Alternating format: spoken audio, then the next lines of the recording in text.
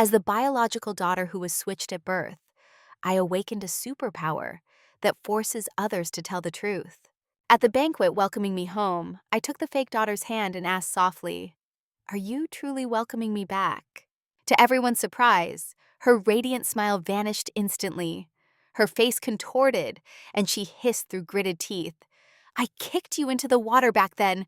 Why didn't you just die? How dare you come back?" The guests immediately broke into a hushed frenzy. Amidst the flashing lights of the media, I let go of her hand. Looking at her, I didn't make a sound but simply mouthed the words, "You're finished."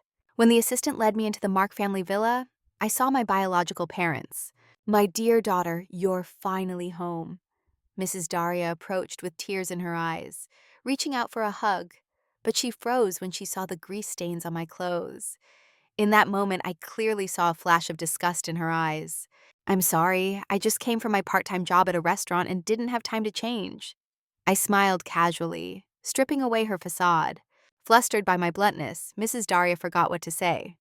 "Fine, now that you're back, go clean yourself up. We're heading to the manor for a party later." She didn't spare me another glance, simply told the butler to lead me downstairs to change. Before I could speak, I was pushed away like a piece of merchandise. In the basement, a group of people swarmed me to change my clothes and do my hair, then promptly ignored me once they were finished. I fumbled my way upstairs to find my room, but unexpectedly heard crying coming from the study. "Mom, after she returns, do I have to leave? After all, I'm just a fake." "Linda, don't say that. You're the one we raised since you were small. How could we abandon you? We've placed all our hopes in you." "Mom, then why give her that dress? That was the gift Big Brother specifically brought back from Europe for me to wear on my birthday." I leaned against the wall, looking down at the shimmering sequined gown I was wearing under the hallway lights. "Linda, the company always needs someone to sacrifice. It's either a political marriage or pleasing a partner. You are the child we raised. We can't bear to let it be you. Do you understand now?" Mrs. Daria's voice was gentle yet chilling. "The more beautiful she is, the more beneficial she is to the Mark family. Don't you see? But what if she refuses? Today's party, with so many guests in the media, is exactly for the purpose of validating her identity as a daughter of the Mark family. Once she enters this house, many things will no longer be up to her to decide." I tiptoed away from the study and reached a deserted corner, letting out a soft laugh. Using me as a tool for a political marriage, playing the role of the Mark daughter? What a brilliant chess move. Unfortunately for them, today's party wouldn't go as they planned. I looked at my hands, the hands that only needed to touch someone's skin to force the truth out. My eyebrows arched slightly.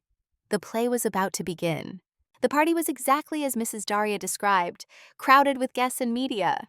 I was led onto the stage by her, standing next to the fake daughter, Linda Mark. After a moving speech by the Mark parents, the cameras turned toward me and Linda. "Hello, Linda Mark." I took the initiative to reach out, flashing a friendly smile. Linda's beautiful eyes crinkled as she took my hand. "Welcome back." Seeing our hands firmly clasped, I lowered my gaze slightly and asked with feigned curiosity, "Are you truly welcoming me back?" Upon hearing this, Linda's smiling face trembled violently, twisting into a hideous snarl. She ground her teeth and spat out, "Welcome you? Are you even worthy? I kicked you into the water back then. Why didn't you just die? How dare you come back? You think our parents actually want you home? Don't dream. They only want to use you today to trade for some juicy business deals. You're nothing but a piece of trash." The surroundings fell into a deathly silence. My father, Devlin Mark, frowned. Before I could ask anything else, he stepped forward quickly and pulled Linda away. The wine glass in Mrs. Daria's hand shattered on the floor. The guests looked at each other in horror as the relentless clicking of cameras filled the air. Once separated from my hand, Linda snapped back to her senses. She covered her mouth in terror. Her eyes were pleading as she looked at Devlin Mark. "Everyone, Linda is drunk. Having a sister all of a sudden has made her emotionally unstable. She's just talking nonsense. Please don't take it to heart." Devlin Mark raised his glass to the media, desperately trying to save face. I tilted my head to look at the deathly pale Linda. Meeting her hateful gaze, I let my lips curl into a slight smirk. "You're finished." Despite Devlin Mark's attempts to cover it up, Headlines like Linda Mark incited the murder of the biological daughter, the Mark family finds daughter only for political marriage, and the Mark family treats daughter as a tool fought for the top 3 spots on the hot search list. The party that was meant to marry me off ended in a hurried disaster. As soon as we returned from the manor to the villa, Linda Mark was sent sprawling to the ground by a slap. Do you have any idea what you said today? If you were just throwing a tantrum or being stubborn, we could still spoil you. But you shouldn't have made a scene in front of everyone. Devlin Mark's chest heaved as he roared at Linda, who was lying on the floor. Linda clutched her face, tears streaming down. No, it wasn't me, Dad. I don't know why I said those things. It was her. It must be her. You did this. She turned and pointed at me, her voice trembling with fury. Laura Joan, do you have nothing to say to us? Mrs. Daria shielded Linda while looking at me warily. She called me by my current name, Laura Joan. They hadn't even bothered to change my surname. Everyone witnessed it, and there were so many reporters. What could I have possibly done? I shrugged, feigning helplessness. Mrs. Daria said no more, coldly ordering, Fine, Linda, kneel here and reflect for a while. Everyone else, go back to your rooms. Devlin Mark walked straight upstairs, leaving the mother and daughter alone in the silent living room. When no one else was left, Linda shot me a venomous look. I tilted my head, pointed at her cheek, and gave a contemptuous smile. Does it hurt? One side of Linda's face was swollen, and her carefully styled hair was now a disheveled mess. She looked pathetic. You're enjoying this, aren't you? She glared at me. I crossed my arms and shook my head. If you think I'm satisfied with just this much, it would only be truly enjoyable if it hurt as much as when you hired thugs to bully me at school. The next morning when I went downstairs, I saw my biological brother, Galvin Mark, sitting there. He was adjusting his gold-rimmed glasses, looking exhausted, likely having just flown back into the country overnight. As soon as I sat on the sofa, he placed a bank card in front of me and smiled. It wasn't easy for you to come home. Consider this a token of my sincerity. I raised my eyes and casually placed my hand on his wrist, intentionally ignoring the flash of disdain in his eyes. Before long, Galvin couldn't help but blurting out his true thoughts. Even as compensation, you aren't worth this price. Unable to control his words, he continued, This money is a trap I set for you. If you take it, I'll accuse you of extortion. Then I'll announce that Linda's words yesterday were forced by you, that she was threatened and had no choice but to say that. When the scandal reaches its peak, I'll step in to rescue you, making everyone think the Mark family has magnanimously forgiven you. Hearing this, I released his wrist. Seeing the slight look of surprise on his face, I pushed the card back. This money could cost me my life. I wouldn't dare take it. Galvin scrutinized me, and for a moment he dropped his facade. Laura Joan, I'll be honest with you. Linda Mark is not allowed to have any problems because the Mark company needs her. She brings the maximum benefit to the family. Whether entering the company or through marriage, every step she takes is the result of the immense effort the Mark family put into raising her. He looked at me and continued in a monotonous voice. I know you're very smart and your grades are excellent, but what you receive is entirely different from Linda. You must understand. From the moment you were switched, the Mark family already abandoned you. Galvin truly lived up to his reputation as a veteran businessman, treating everyone and everything as chips on a negotiation table. Don't try to twist the narrative, Galvin. I never wanted to come back.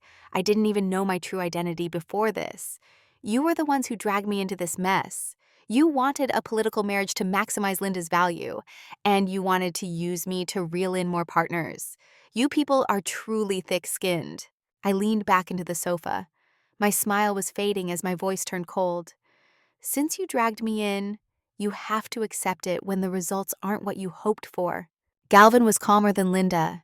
Even after hearing my words, he didn't get angry, only warning me in a low voice. Laura Joan, you can't win against us. Don't try to fight a losing battle. Is that so? Then I won't fight. I'll just cut you down. I shrugged nonchalantly, then stood up and went upstairs. The Mark family spent a lot of money to cool down the hot searches about the banquet. Now the internet was full of trivial entertainment news. I heard that Galvin's fiancée, Selena Benita, had returned to the country. Both families were busy discussing the engagement and had no time to bother with me, giving me a few days of peace. "Tomorrow is Selena's birthday party. You must pay attention," Devlin Mark reminded Galvin repeatedly during dinner. Galvin paused his eating, then replied calmly, "Yes, father." "Laura, you go tomorrow as well. The youngest son of the Lewis family is very interested in you. He'll be there tomorrow. You should talk to him more." Devlin Mark rarely spoke so mildly, but his words were far from pleasant. Before I could speak, Linda gripped my hand, smiling with an unreadable expression. "Don't worry, Dad. I'll keep a good eye on Laura." The Mark parents glanced at each other and shared a satisfied smile. The Bonita family was well known in their circles. Not only did the Mark family want to form an alliance, but many other prominent families did as well. Consequently, this birthday party was exceptionally lavish. As Selena Bonita's fiancé, Galvin Mark acted like one of the main hosts, standing next to her to create the image of an affectionate couple. Linda Mark kept her eyes glued to me, afraid I'd run off. She spoke up. "The young master of the Louis family is over there. He'll be here after he finishes greeting people." I wasn't in a hurry. I just watched silently as Selena Bonita and Galvin approached. Seeing them, Linda immediately switched to a sweet smile and greeted them politely. "Sister Selena, brother." Selena Bonita lightly clinked her glass with Linda's, then turned her gaze toward me. "Linda, hello, and this is—" Galvin was an excellent actor, immediately speaking with an affectionate air. "This is my biological younger sister who was recently found." I followed his lead, pretended to be coquettish as I grabbed his wrist. I looked up and asked, "Brother, is this the future sister-in-law you're about to marry? Do you truly love her?" Before Galvin could think, the venomous words burst out. "Love her? Are you joking? If it weren't for her family background, I would never waste my time trying to please her." Having received the answer, I let go of his hand with satisfaction. Galvin's voice wasn't loud, but it was enough for those nearby to hear. Linda was stunned, covering her mouth in disbelief. Galvin was about to explain when a glass of red wine was poured directly over him. Selena Bonita dropped the empty glass at his feet. Her eyes were tearful, but her face remained proud and stubborn. "Very well, Galvin Mark. So this was your plan all along? You Marks are truly cunning, using feelings as a deceptive game. This engagement, it's off." Just as those words were spoken, before the drama could even settle, the young master of the Louis family strolled over with a wineglass. His voice was mocking. "What's going on here, Sister Selena? Who dares to bully you?" Without a glance at the others, he suddenly threw an arm around my shoulder, holding a glass of wine in front of me. His voice was suggestive. "Miss Laura has just returned. Do me the honor of having a drink?" I pretended to be shy, placing my hand on his arm, and asked softly, "This glass of wine, is it safe to drink?" He swallowed hard. His eyes were filled with obvious lust. His voice trembled. "It is. Of course it is. I even added something special in there just for you." The crowd around us immediately began to whisper. Taking advantage of the fact that the crowd hadn't reacted yet, I pressed further. "Does only you know about this?" "No. Even Linda Mark knows, and Galvin Mark knows too." The young master of the Lewis family's face changed instantly. Before he could finish his sentence, I let go of his arm. He snapped back to his senses, stiffly swallowing the remaining words. "Just now, what happened to me?" He shook his head, his intoxication fading slightly. Slap! A crisp sound rang out, waking the entire room. Selena Bonita's fair hand struck Galvin's face hard. "You Marks are truly wicked, even colluding with outsiders to drug your own biological sister. My eyes have truly been opened today. As for that club project, our Bonita family is out. We wouldn't want to be plotted against by you later."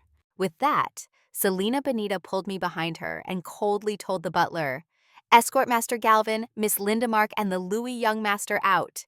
The drama temporarily closed as the three of them left. Selena Bonita continued to host her guests, only saying a few words to me before going back to socialize.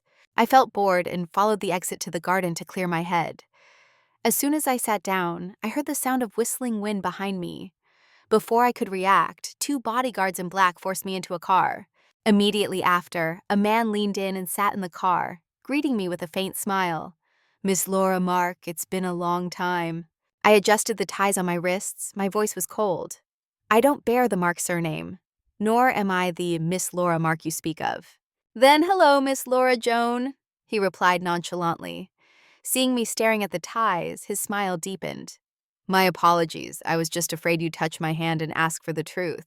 The car started, and the flickering light from the window illuminated his face, tracing sharp, cold features that made it hard to tell if he was friend or foe.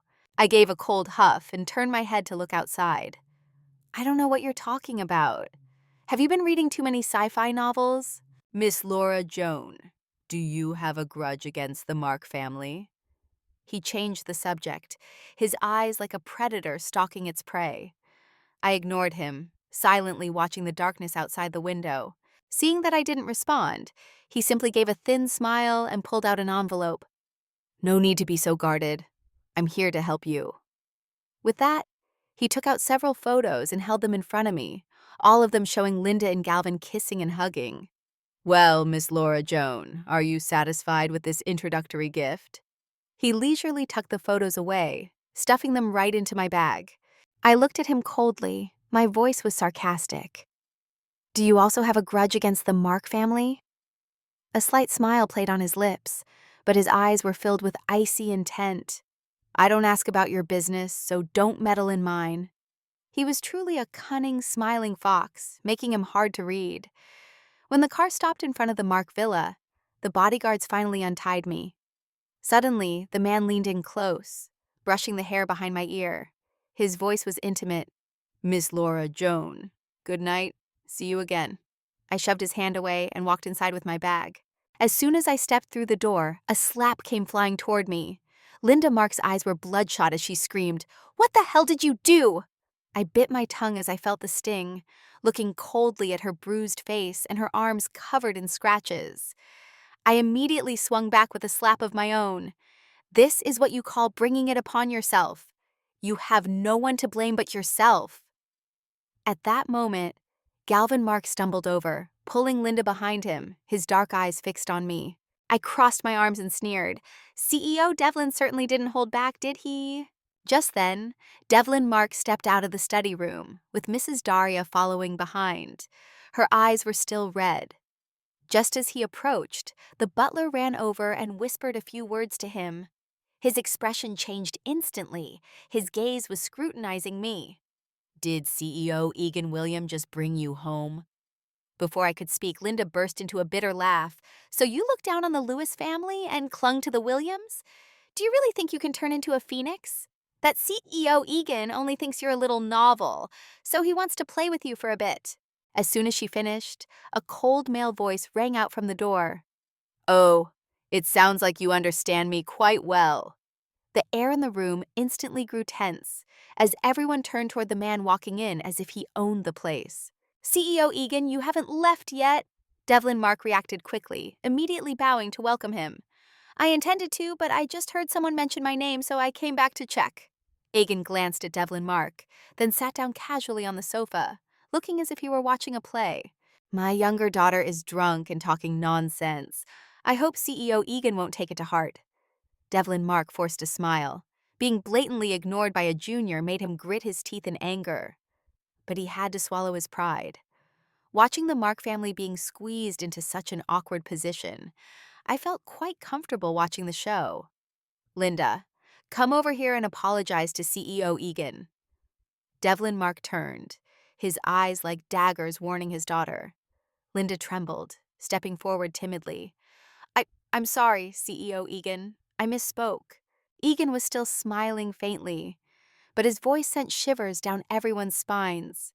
An apology needs to look like an apology. Kneel.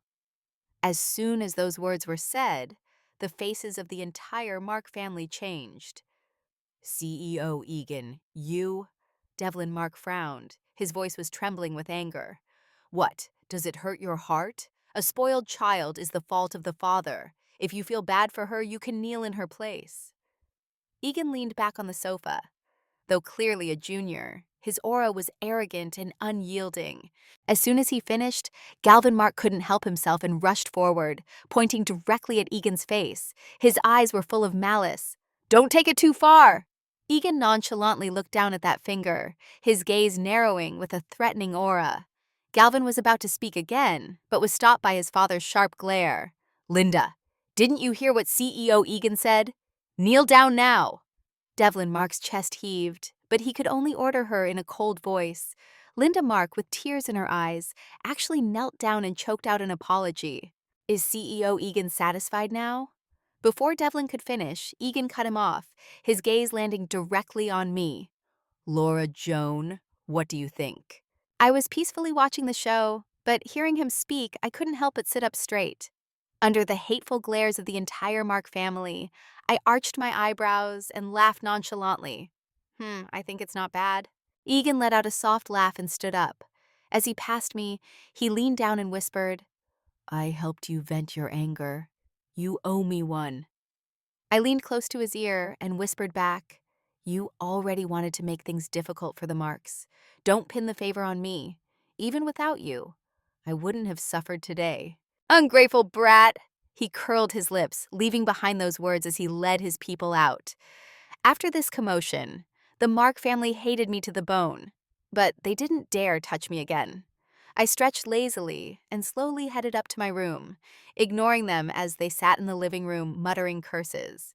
Sitting on my bed, I opened the photos Egan had given me. I took a few pictures with my phone, adding the time, location, and a threat, and sent them directly to Linda, who was still being punished. Looking out at the thick darkness outside the window, I spun my phone in my hand and gave a faint smile. Linda Mark, I hope you can still sleep peacefully tonight. The next morning, as soon as I went downstairs, Devlin Mark warmly called me over and even told me to sit next to him. I took a sip of milk and mocked, Oh, are we playing the role of kind father and filial daughter today? As soon as I spoke, the atmosphere at breakfast became awkward. Galvin pushed his glasses up and said maliciously, Laura Joan, don't think you can do whatever you want just because of CEO Egan. This is still the Mark house. I tilted my head, raised the glass of milk in my hand, and threw it directly into his face. Look closely. This is what you call doing whatever I want.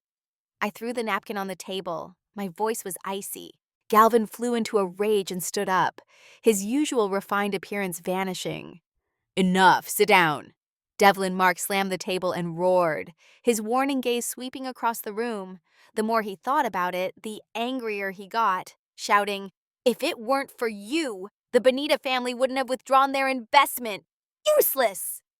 I only shook my head and laughed softly. My eyes were full of contempt. Truly, a family that only cared about profit, where even biological relatives could be haggled over like merchandise. Come on, the family is having breakfast. Why the temper? Where's Linda? Why hasn't she come down? Mrs. Daria hurried to mediate, asking the butler. The young mistress said she doesn't feel well and won't be coming down to eat. I didn't care to pay attention, leisurely chewing my bread as if I hadn't seen the hateful gaze Galvin shot me as he passed by. Indeed, breakfast today was particularly delicious. Laura, I see that CEO Egan thinks very highly of you. Devlin Mark finally revealed his intention. His voice was probing. I cut a piece of ham and asked bluntly, Do you have something you want from me? He was choked for a moment, then lowered his voice. We're all family. Helping each other is only right.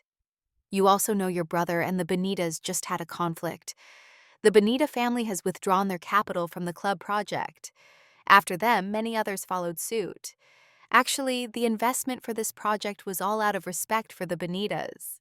I understood immediately, and the corners of my mouth curled up. No wonder Devlin Mark had told Galvin to coax Selena Bonita earlier. It turned out she was their god of wealth. I pretended to be innocent and replied, That's Galvin's mess. What does it have to do with me? This club project is our family's primary focus. If it falls through, the impact will be devastating. But if CEO Egan is willing to step in and help, the Mark family can turn things around. At this point, Devlin Mark's face showed clear excitement, as if he were already fantasizing about climbing back into the elite circles by clinging to CEO Egan. He immediately smiled and said, Go meet with CEO Egan. I set my knife and fork down, leaned back in my chair, and thought for a moment before speaking decisively. Fine. Amidst the shocked and joyful looks of the Mark parents, I continued, But I must be named the heir to the Mark family company. Only then will I resolve this matter. Laura Joan. Devlin Mark could no longer keep up the act. His face turned cold, and his compassionate facade vanished. There must be some logic here.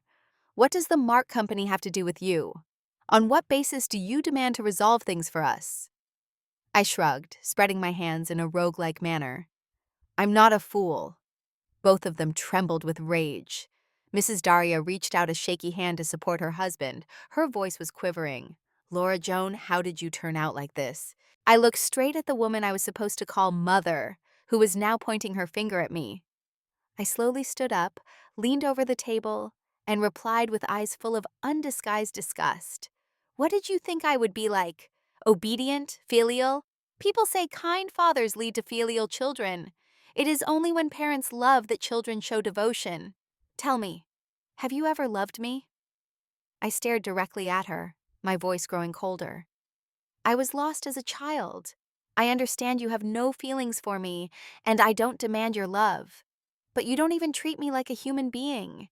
In your eyes, I am a tool for profit, a daughter you were forced to find, a redundant person no one remembers. Waking up in the middle of the night, have you ever once wondered if that lost daughter was living well?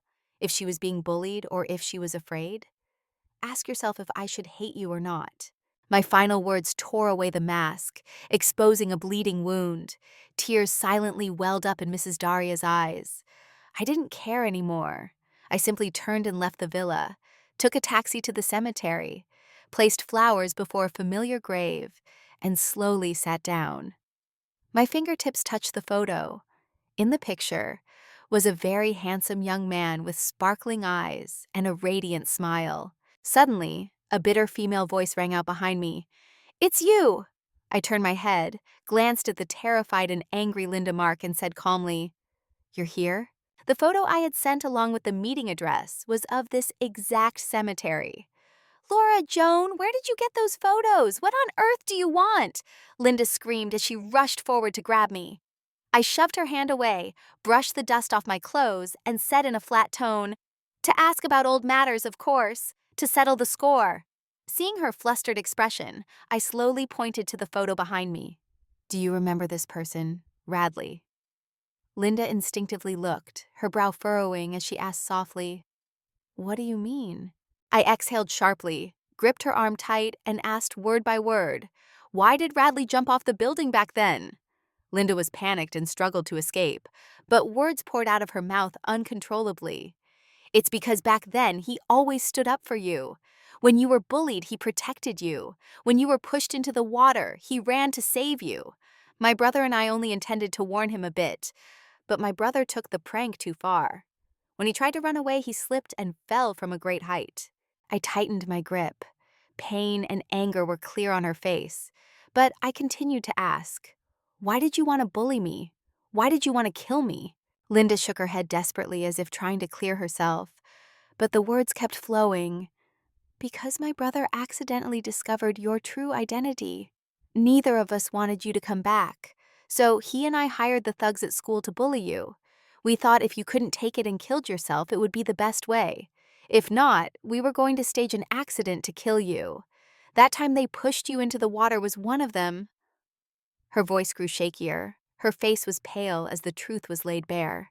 I let go of her arm and watched her collapse to the ground, her face white. Then I opened my phone and played the recording I had just made, savoring the pallor that spread across Linda's face as her own words echoed clearly. If I release these photos and this recording, do you think you have any way to survive? I asked, my voice like ice. Linda's eyes turned red with a hatred that looked like she wanted to devour me alive. I shrugged and sat down opposite her, speaking coldly. I might not release them, but only if you kneel before Radley's photo. Kneel 3 times and say, I'm sorry 3 times. This is your only chance. My patience is limited. My words carried an unyielding decisiveness. Linda's face was pale, reluctantly knelt and bowed before Radley's photo. As her head was about to touch the ground, I pressed down hard from behind, the sound of her head hitting the earth echoing with a thud. I held her head down and hissed, Didn't anyone teach you how to kneel? Do it properly. 1, 2, 3. Blood mixed with sweat appeared at the corner of her eyes.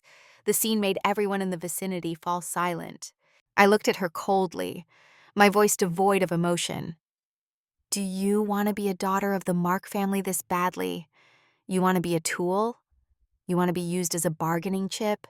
Beaten every time you say a word wrong? Linda wiped the blood from her forehead and laughed mockingly. That's right. I want to be a Mark heiress rather than stay with an alcoholic father who beat me until I coughed blood. I always had to watch out for him sneaking into my room, always had to avoid his disgusting gaze. She roared. Her voice was cracking as she continued. I was only 7 years old back then. To stay in the Mark house, I would do anything. Please the parents, seduce Galvin Mark, throw away my self-respect. I yanked Linda's hair, forcing her to look straight at Radley's photo and growled, Why did you make us pay the price for your suffering? Linda didn't dare look directly at the photo, her eyes directed toward the ground. I let go, curled my lip, and slowly showed her my phone, my voice like freezing ice. It's time to wake up from your dream of being an heiress. Linda asked in a panic. What do you mean? She rushed forward to grab my trouser leg, pleading desperately. I didn't care. I simply opened the top trending search page and held it before her. It was a series of headlines titled, Mark's Siblings Embracing and Kissing, accompanied by shocking descriptions. Upon seeing those news items, Linda lost control and screamed, You told me to kneel! You lied to me! I simply shrugged coldly. So what? Before she could react, 2 bodyguards swarmed from behind and, despite her resistance, dragged her away. Linda didn't stop cursing, but I just pretended to cover my ears and ignored her. CEO Egan's bodyguards were indeed very effective. They threw Linda into a car box and drove straight to the Mark villa. As soon as we reached the door, the sound of breaking objects echoed. Just as I led Linda inside, a teacup struck her directly on the head, and blood immediately flowed down. How dare you even return? Devlin Mark stepped forward. His face was flushed, and delivered a slap that sent Linda sprawling. She tried to justify herself, but Devlin shouted, Butler, gag her, take her to her room and lock the door, then throw all her things out. I don't want to see her ever again. Behind him, I saw Mrs. Daria weeping as she hugged Galvin Mark, who had been beaten until he was bruised and battered. Watching this scene, I simply walked past. Devlin Mark finally looked at me, his face grim as he pressed for news about CEO Egan. I leaned against the wall, crossing my arms, my voice still cold. My conditions from this morning remain the same. Make me the heir to the Mark Company, and he will help. With this scandal, if Galvin Mark takes over, the project is as good as dead. Hearing this, Devlin Mark immediately thought of the trending headlines online. In a fury, he rushed over and kicked Galvin a few more times, forcing Mrs. Daria to stop him while crying. After venting his anger, he looked back at me with eyes full of disgust. Listen, tell CEO Egan that the day after tomorrow I will make an official announcement confirming your identity. I thought for a moment and then calmly fabricated a lie. There is one more requirement from CEO Egan. Galvin Mark must leave the company and never return. Galvin, like his father, valued fame and profit above all else. When he saw Devlin Mark nod in acceptance, his movements grew stiff. He tried to look up at the middle-aged man, then suddenly burst into laughter, tears streaming down. The Mark house is certainly lively. A mocking voice suddenly rang out from the door. Though Devlin Mark hated CEO Egan's nonchalance to the point of gritting his teeth, he didn't dare show it. He only smiled pleasingly and asked, CEO Egan, why have you come here? I'm here to pick up Laura. Your house is too messy. I don't feel at ease with her here. CEO Egan glanced at me, a teasing smile playing on his lips. Saying that is quite ungracious. Devlin Mark's face darkened as he prepared to retort, but before he could finish, CEO Egan pulled me toward the door, not giving the Mark family a shred of face. In the car, CEO Egan rested his hand on his forehead, his eyes curved as he looked at me. His voice was still light, using my name to intimidate people. It seems you're having quite a bit of fun. It was quite fun. I nodded, taking it as a compliment. Suddenly, his voice dropped. A cornered dog will bite. With what you've caused, and with Galvin Mark's personality, He will definitely find a way to take care of you within the next 2 days. So, are you protecting me? I leaned my head against the window, looking at him against the light. CEO Egan also looked at me. His gaze was deepening. I'll consider this debt recorded for you. I shook my head slightly, refusing the favor. It doesn't count. I always leave myself a way out in whatever I do. You stepping in was your own choice. It has nothing to do with me. CEO Egan chuckled softly. Fine. Consider it my own one-sided affection then. I nodded gently, and he said nothing more. He went straight to his room after returning to the villa, only letting the butler arrange a room for me. The recent events weighed heavily on my heart, causing me to have nightmares that night, eventually waking up in the middle of the night. I dragged my exhausted body out of my room. Just as I reached the ground floor and turned on the lights, I saw CEO Egan drinking water. At this moment, he lacked his usual nonchalance. His face was solemn and pale, like someone who had just been startled awake. Had a nightmare? His voice was hoarse. I leaned against the banister, looked down at him, and replied, It seems the one having the nightmare was actually you. CEO Egan drained the water in his glass and smiled at me, a smile that held an indescribable sadness under the light. Just as I was about to speak, the phone on the table rang. He looked at the screen, listened for a few seconds, then looked up at me, his voice dropping as he said, Something has happened at the Mark house. Devlin Mark was just taken away by an ambulance. What? I rushed to my room to grab my phone and saw a missed call from Galvin Mark. When I called back, his voice rang out flatly. Future heir, aren't you coming to see your father? I suppressed my suspicions and asked, How did he end up in the hospital? He replied indifferently, He was drunk and fell from the balcony. You mean it was just an accident? Without letting him say more, I immediately hung up and ran straight to the hospital. By the time I arrived, Devlin Mark was already covered with a white cloth. Mrs. Daria was sobbing as if her heart were being torn out, while Galvin Mark hugged her. His eyes were red. When his mother followed the staff to handle the paperwork, he turned to me. His eyes were as cold as a venomous snake, and whispered, What now? Father is dead. Your path to being the heir is essentially ruined. Galvin Mark, you are truly a madman. Hearing this, his eyes grew a few degrees colder. He said, Everyone for themselves, or heaven and earth will destroy you. If you were at the head of the company, would you leave a way out for me? I looked straight at him and hissed every word. Aren't you afraid I'll report you? He suddenly burst into laughter. What are you talking about? I don't understand. Everything must have evidence, little sister. Then he slowly leaned close to my ear, every word carrying undisguised murderous intent. You're next, Laura Joan. You'd better be careful. With that, he solicitously smoothed my hair as if he were a loving older brother, then smiled and walked away. Watching his retreating back, I wiped my ear and laughed coldly in my heart. Evidence? Galvin Mark. Of course, the evidence will come from your own mouth. Your future fate will probably be even more tragic than what I had planned for you. Devlin Mark's funeral was prepared very quickly. Many people from the elite circles and some media outlets attended.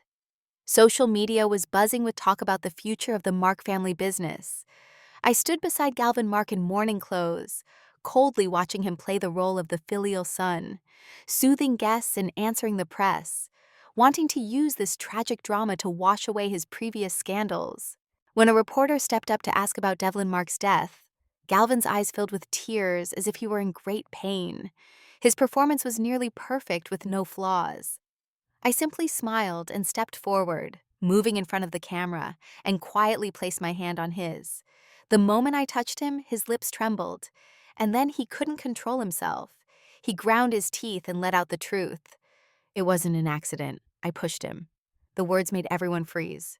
He continued. That day Laura Joan left, I went to the study room to find him. I knelt and apologized, begging him for another chance, but he refused. So when I saw he was drunk, I followed him upstairs, and when he wasn't paying attention, I pushed him from the balcony. The surrounding space was deathly silent. Not even a cold breeze blew, yet it made people shiver. At this point, I satisfiedly let go of Galvin's hand, silently watching as his eyes shifted from blankness to shock, and then to despair. No, no, it wasn't me. It wasn't me. Galvin's eyes were hollow, his mouth repeating the words like a madman, while Mrs. Daria rushed forward to grab his shirt, sobbing. I waved a hand and bodyguard stepped forward to hold Galvin firmly. It wasn't me! It was Laura Joan! It wasn't me! He was like someone startled awake from a nightmare, screaming my name until his voice was hoarse, a desperate accusation. Even when the police arrived, he was still struggling, both frantic and desperately trying to justify himself. Building a tower, inviting guests, and then the tower collapses. The sight left everyone in horror. Amidst the chaos, CEO Egan quietly stepped beside me, a hidden coldness flashing in his eyes. But the smile still hung on his face, making me instinctively think of the phrase, the face of a Buddha, the heart of a snake. CEO Egan is truly skilled at plotting. Borrowing a knife to kill someone, a very beautiful move. My words tore away his disguise, but he only smiled and replied lightly, Isn't this their own choice? What does it have to do with us? That indifferent tone was as calm as if he had foreseen everything. I clenched my fists and said every word clearly. You knew I would use your name to fight for control of the company, and you guessed Galvin Mark wouldn't let me off. I only thought he would find a way to kill me, but I didn't expect that since he had no chance. He would vent his resentment on my father. I stopped there, looked directly into CEO Egan's eyes, and continued. You guessed it. So that day, you arrived just in time to take me away. Because once an heir is announced, one of the two of us had to disappear. I was a knife. Galvin Mark was also a knife. In truth, I was also gambling. Gambling on whether he would be cruel enough to kill his own father. I bit my lip. My voice now was completely hoarse. CEO Egan curled his lips into a smile and nodded. That's right. I never actually acted. At most, I gave you a stack of photos. I gambled on their humanity. That's why I said it was all their own choice. I looked at him and lightly clapped my hands. CEO Egan, your methods are truly brilliant, but perhaps I shouldn't call you CEO Egan anymore, but rather Elwyn Smith. As soon as the words were out, he paused for a moment, his gaze falling on my face as if looking at an old acquaintance. Lucy. You used to call me Brother Elwyn. Lucy. That was my former name, Lucy Mark. As for Elwyn Smith, when he was little, his father used to bring him to the Mark house to play. Back then, I had another brother. Not Galvin, but my biological brother, Alvin Mark. Galvin was the son of my father's first wife. After she passed away, my father married my mother. A year later, my mother became pregnant and gave birth to my brother Alvin, who was 4 years older than me and the same age as Elwyn. When I was 4, Alvin Mark slipped and fell into the water and didn't survive. From then on, my mother was like a lost soul and became distant toward me. That same year, Elwyn's family met with a great disaster. His father fell off a cliff and died. Half a year later, my father's project succeeded. We moved house, and I didn't see Elwyn again. Not long after moving, I went lost. Many years passed in the blink of an eye. If I hadn't seen the photo taken with my parents at his house that day, I really wouldn't have recognized him. I smiled faintly and asked, That photo was also something you intentionally put out, wasn't it? Otherwise, with your methods, how could I have found it so easily? He smiled thinly and replied, That's right. I had to let you know. Whatever grievances exist between us should be clear. He shifted his gaze forward. His thoughts were unknown. A moment later, he slowly continued. My father treated your father like a biological brother. But your father stole my father's project design for profit and pushed him off a cliff, stepping over his corpse to gain success.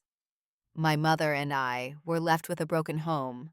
I had to follow my mother into a second marriage, living like a parasite in someone else's house, fumbling for a long time before I could get to where I am today.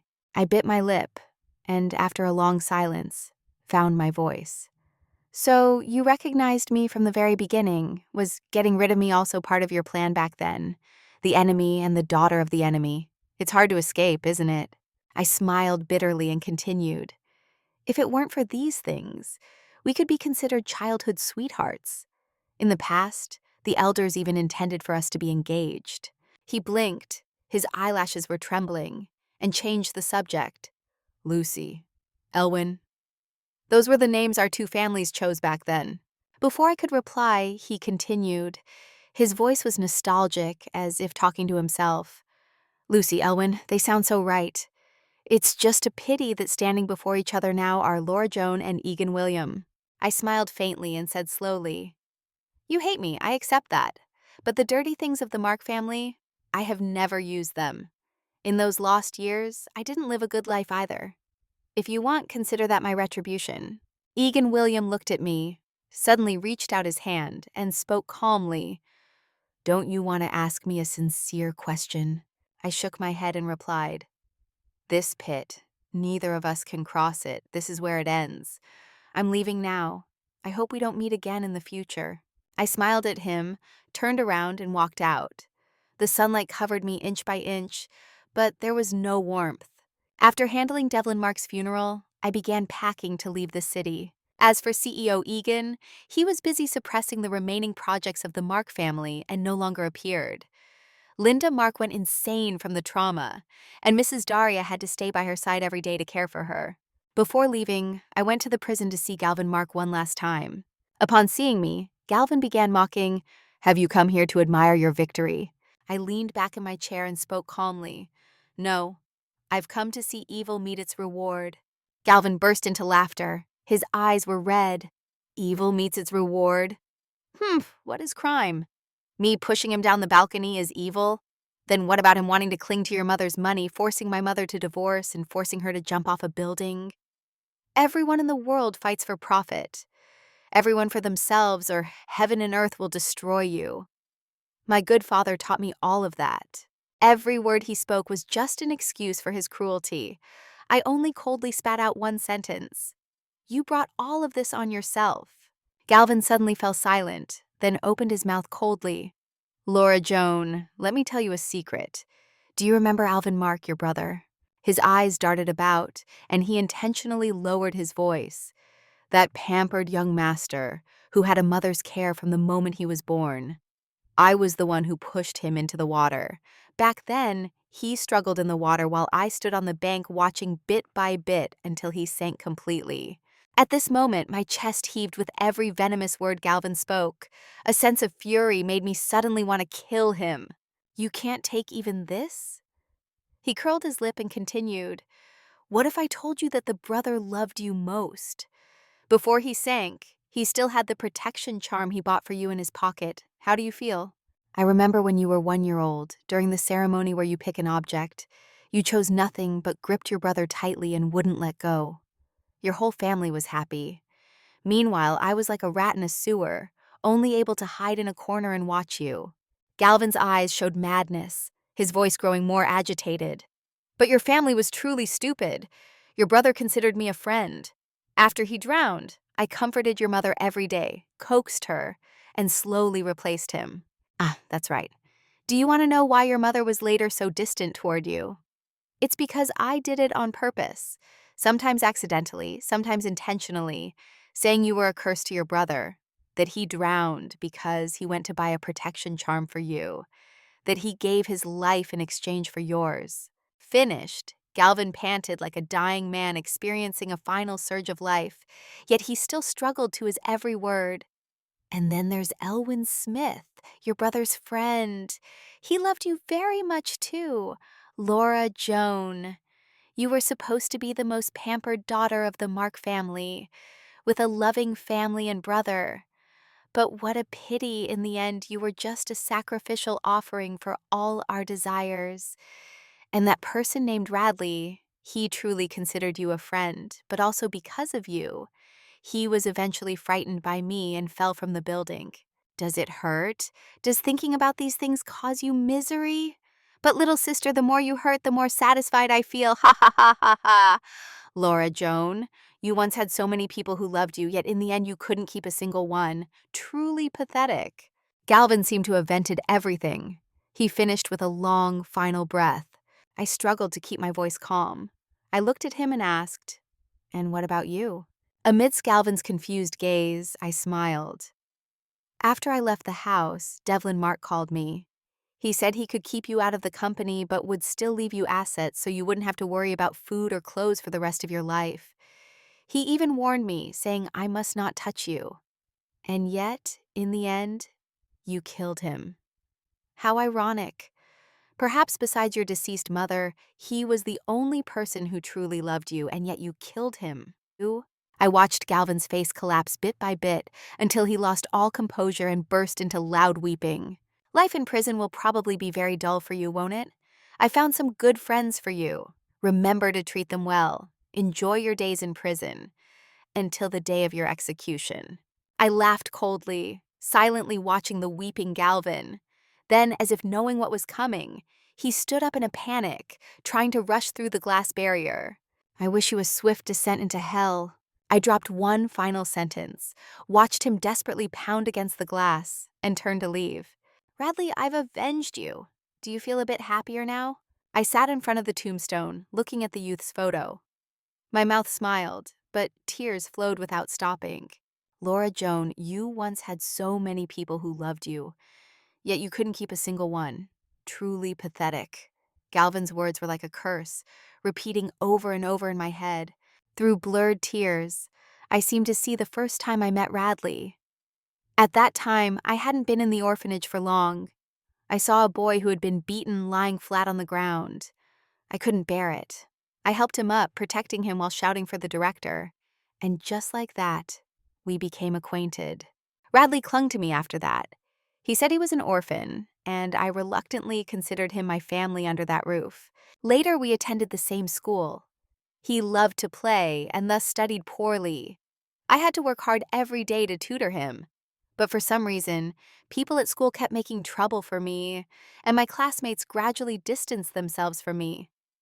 Every time it happened, Radley was like a mother hen protecting her chick, standing in front of me and following me wherever I went. That feeling was like when a person is walking in desperate darkness, always telling themselves to hold on, and then suddenly someone comes walking with a lantern, bringing warm light into their life. That time I nearly drowned. I thought I wouldn't live. But finally, Radley suddenly appeared. In the cold winter, he jumped into the river and struggled to pull me to the bank. After that, I was ill for a long time. When I recovered, I heard the news that Radley had fallen from the building. In that moment, I felt as if I had fallen into an ice pit again. Later, I found out it was all caused by Linda Mark and Galvin Mark. It was also then that I learned my true identity. Now my fingers lightly touched the cold photo and I whispered, "You'll always be here, won't you?" My voice was trembled, and tears fell silently without stopping. Suddenly, a light breeze brushed past, lifting a lock of hair by my ear, like a gentle caress. Scattered snowflakes began to fall on my coat. I looked up. It had begun to snow. Another snow season had arrived, like a new cycle of love beginning. Love doesn't disappear. Love is something that can be preserved forever. Amidst the beautiful snowflakes, I smiled radiantly at the youth in the photo, exactly as I did the first time we met. Leaving the cemetery and walking down the steps, I saw a black car. Egan William was leaning against the car, letting the snow cover him completely. Under the streetlights, we looked at each other, not knowing what to say. Finally, Egan William spoke first. "It's snowing. Where are you going? I'll take you." "To the shopping mall. I need to buy some things." I replied softly and stepped into the car, feeling the warmth from the heater gradually spread through my body. After walking around the mall, I bought a protection charm. Then I asked Egan William to take me to the Mark house to pick up my luggage, and then straight to the airport. Egan William looked at the protection charm in my hand and asked, "Leaving so soon?" "Yes, I'd have to leave sooner or later anyway." I carefully tucked the charm into my bag and said no more. Only the sound of the car racing down the road remained. For the first time, I realized how short the road to the airport actually was. Egan Williams saw me go inside, remaining silent the whole way. Until I took my suitcase, I smiled faintly. "This is where it ends. All right, goodbye." "Yes, goodbye." With those words, I walked forward without looking back. After passing through security and sitting to wait for my flight, I opened my bag to find my earphones. Unexpectedly, I discovered an envelope. Opening it, I found a bank card inside. On the slip of paper tucked in with it were only 3 words: "Remember today." That was the password. The loudspeaker announced the boarding for my flight. Looking at my ticket, a memory surfaced. "Laura, is there a city you want to go to?" "No, how about you, Radley?" "I want to go to New Orleans. I hear there are a lot of delicious dishes there." Following the crowd onto the plane, the city in front of me gradually receded and disappeared, like a farewell to the past, and like the journey I was about to embark on, carrying in love that would never disappear toward the future.